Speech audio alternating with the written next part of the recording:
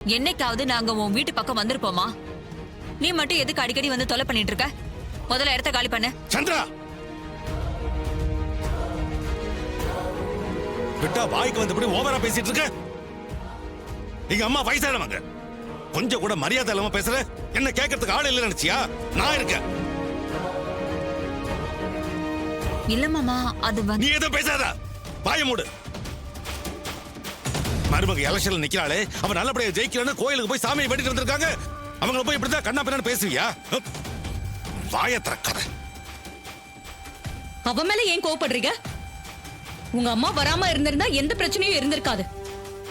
வந்தா இப்படி அவமானப்பட வேண்டியதாதான் இருக்கும். இது பாரு, கும்பாபிஷேகத்துக்காக நீ எங்களை கூப்பிட்ட, நாங்களும் வந்தோம். அப்புறம் என்னென்னமோ நடந்து கும்பாபிஷேகமே நின்னு போச்சு. அதோட உனக்கும் எங்களுக்கும் இருந்த உறவு முறிஞ்சு போச்சு.